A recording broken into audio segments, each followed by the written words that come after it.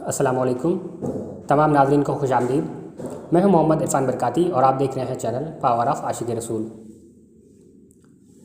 نماز میں ہاتھ کہاں پر باندھا جائے، ناف کے نیچے یا سینے کے اوپر، یہ مسئلہ اکثر بحث کا موضوع بنا رہتا ہے۔ ہم یعنی کہ حنفی حضرات ناف کے نیچے ہاتھ باندھتے ہیں اور ہمارے پاس اس کے لیے صحیح حدیثوں سے دلیلیں موجود ہیں، اور غیر مقلدین حضرات جو کہ خود کو اہل حدیث بھی کہتے ہیں وہ سینے کے اوپر ہاتھ باندھتے ہیں۔ تو آج کی اس ویڈیو میں ہم انشاءاللہ تعالی ان کی طرف سے دی جانے والی حدیثوں کا جائزہ لیں گے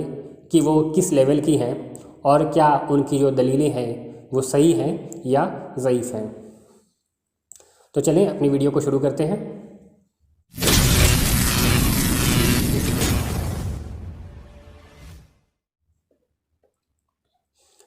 سب سے پہلے ہم غیر مقلدین کی طرف سے دی جانے والی جو دلیل ہے ابو داؤد کے حوالے سے، آئیے اس پر ایک نظر ڈالتے ہیں کہ وہ کس درجے کی حدیث ہے۔ امام ابو داؤد اپنی سنن میں حدیث نمبر 759 پر حدیث لکھتے ہیں، طاؤس بیان کرتے ہیں کہ رسول اللہ صلی اللہ تعالیٰ علیہ وسلم اپنے دائیں ہاتھ کو بائیں ہاتھ پہ رکھتے اور انہیں سینے پر باندھتے تھے، حالانکہ آپ نماز کی حالت میں ہوتے تھے۔ اس روایت کے دو جواب ہیں۔ پہلا جواب یہ کہ اس روایت میں جو طاؤس ہیں وہ بیان کر رہے ہیں نبی کریم صلی اللہ تعالیٰ علیہ وسلم کے عمل کو، اور طاؤس جو ہیں وہ کوئی صحابی نہیں ہیں بلکہ حضرت ابن عباس رضی اللہ تعالیٰ عنہ کے شاگرد کا نام ہے۔ تو اب سوال یہ ہے کہ جو شخص صحابی نہیں ہے، یعنی کہ اس نے نبی کریم صلی اللہ تعالیٰ علیہ وسلم کو کبھی دیکھا ہی نہیں، وہ کس طرح سے نبی کریم صلی اللہ تعالیٰ علیہ وسلم کے عمل کو بیان کر رہا ہے؟ تو ظاہر ہے کہ اس نے یہ عمل کرتے ہوئے خود نبی کریم صلی اللہ علیہ وسلم کو نہیں دیکھا، بلکہ اس بیان کرنے والے نے کسی اور سے یہ روایت سنی ہے، اور کس سے سنی ہے یہ انہوں نے نہیں بتایا۔ یعنی کہ یہ جو سند ہے وہ کنیکٹ نہیں ہو رہی ہے، یہ سند جو ہے یہ مرسل سند کہلاتی ہے کہ تابعی اپنے اوپر والے راوی کو یعنی کہ صحابی کو یا کسی غیر تابعی کو چھوڑ کر کے ڈائریکٹلی نبی کریم صلی اللہ تعالیٰ علیہ وسلم سے کسی حدیث کو بیان کر دے، تو ایسی حدیث کو مرسل کہتے ہیں، اور مرسل جو ہے وہ غیر مقلدین کے نزدیک ضعیف ہے۔ تو پتہ یہ چلا کہ یہ حدیث جو ہے اصول حدیث کی روشنی میں ضعیف ہے، تو اس کی دلیل ان کے لیے کافی نہیں ہے۔ اب اسی روایت پر جو دوسرا جواب ہے وہ بھی سن لیں کہ ہم نے اپنی پچھلی ویڈیو میں اس کو بیان کیا تھا، جو ایک ویڈیو ہم نے رفع دین کو ترک کرنے کے تعلق سے بنائی تھی، تو اس میں ہم نے یہ بات بتائی تھی کہ سنن ابو داؤد کے دو ہی نسخے مشہور ہیں، ایک محمد بن بکر ابن داسا کا نسخہ اور دوسرا محمد بن احمد اللولوی البصری کا نسخہ۔ یہ جو پہلا والے امام ابو داؤد کے جو پہلے شاگرد ہیں ابن داسا کا نسخہ جن کو کہتے ہیں، انہوں نے شروع میں ہی امام ابو داؤد سے حدیثیں سن کر کے جمع کر لی تھی اور اس طریقے سے سنن ابو داؤد کا ایک نسخہ ترتیب کر لیا، اور امام ابو داؤد نے اپنی آخری عمر میں خود اپنے دوسرے شاگرد یعنی کہ محمد بن احمد اللولوی البصری کو خود املا کروایا اور ایک نسخہ تیار کرایا سنن ابو داؤد کا۔ تو یہ امام ابو داؤد کا سب سے آخری نسخہ تھا سنن ابو داؤد کا، اور سب سے زیادہ صحیح نسخہ بھی تھا، اور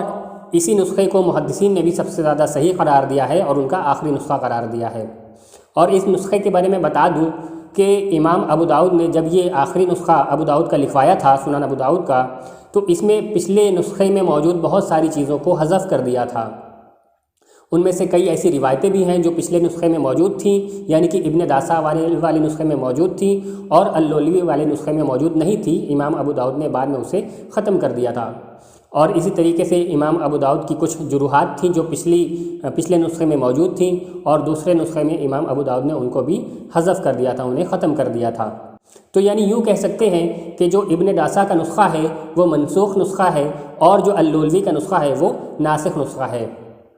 تو جو چیز منسوخ ہو جائے اس کو دلیل نہیں بنایا جا سکتا۔ تو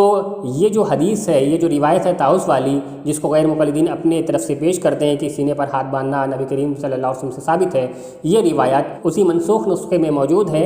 جس کو امام ابو داؤد نے بعد میں ختم کر دیا تھا، اور بعد میں امام ابو داؤد نے جو ناسخ نسخہ لکھوایا، جس کو خود سے املا کروایا، جس کو سنن ابو داؤد اللولوی والا نسخہ کہتے ہیں، اس نسخے میں یہ روایت موجود نہیں ہے، آپ خود اپنے سامنے دیکھ سکتے ہیں۔ یہ پیج نمبر 495 آپ کی اسکرین پر، اور یہ پیج نمبر 496 آپ کی اسکرین پر۔ یہاں پر آپ دیکھ سکتے ہیں اس باب میں کہ سینے پر ہاتھ باندھنے والی وہ روایت موجود نہیں ہے جو کہ ابن داسا کے نسخے میں موجود تھی۔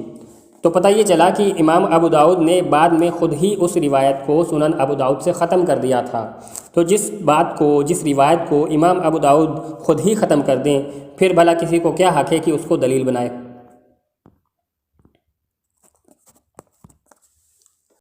اب ان غیر مقلدین کے پاس ایک اور حدیث بچتی ہے جس کو یہ اپنی سب سے زیادہ مضبوط حدیث سمجھتے ہیں، مضبوط دلیل سمجھتے ہیں،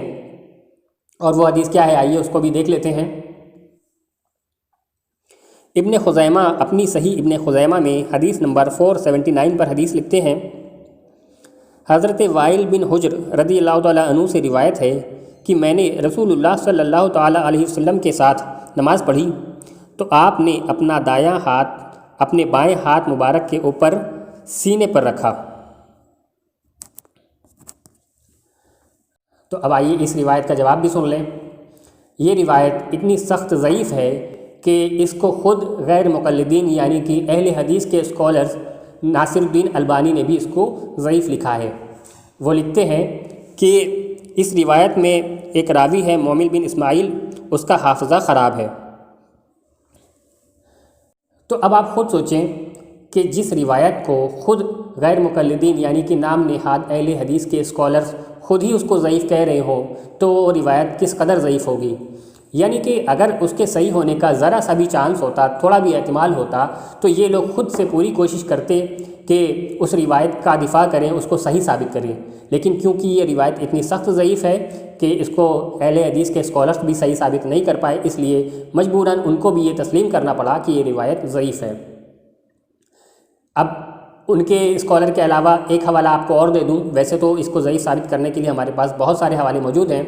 لیکن ایک حوالہ آپ کے سامنے اور پیش کرنا چاہوں گا، اور وہ حوالہ امام بخاری کا ہے۔ امام ذہبی اپنی کتاب میزان الاعتدال جلد نمبر 6 صفحہ نمبر 571 پر اس راوی کے بارے میں لکھتے ہیں کہ امام بخاری نے کہا کہ مومن بن اسماعیل منکر الحدیث ہے۔